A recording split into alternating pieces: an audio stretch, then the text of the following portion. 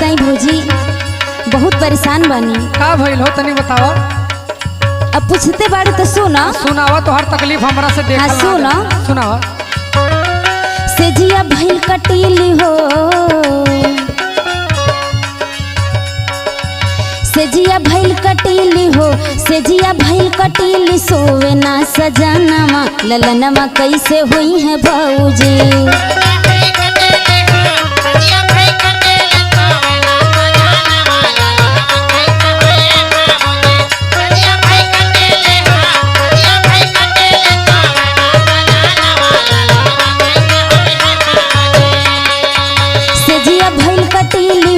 सेजिया भइल कटीली सोवे ना सजनमा, ललनमा कैसे हुई है भौजी।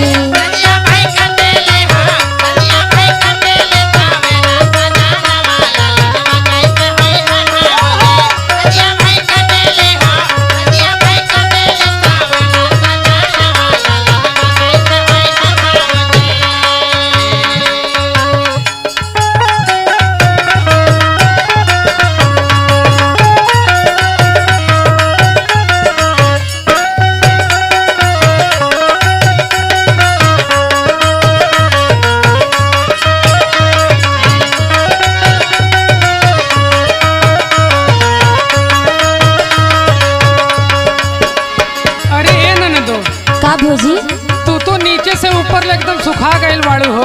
अरे हमरे घरे की कहानी तनी सुना। सुनावा। सुना।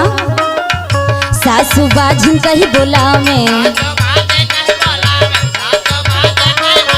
मैंने दो ताना रोज सुना में। का बताई भौजी, ऐसन घर द्वार मिल गइल बना कि 2-4 साल हमारे ना भी का करबू तो शादी करे खातिर परेशान रहूला झेला। अरे तो हमके पता ना रहे ना कि ऐसन घर द्वार मिली। सुनो तो गली गली ठहरत रहू शादी करे पारी आई। मनवा कर भौजी हो, मनवा कर भौजी, तज देई परनमा हो, ललनमा कैसे हुई है भौजी।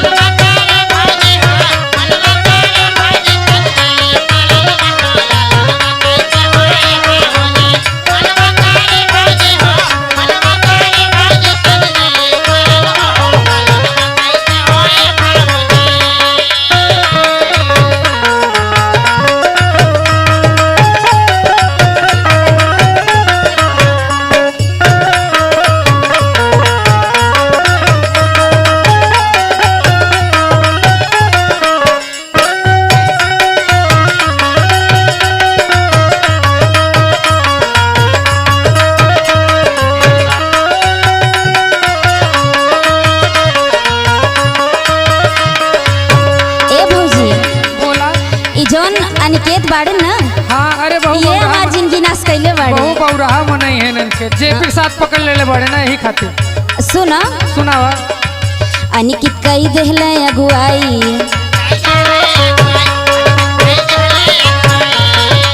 और उनके साथ के बाटे और तनी सुना। सुनावा। जेपी दिहले फसाई,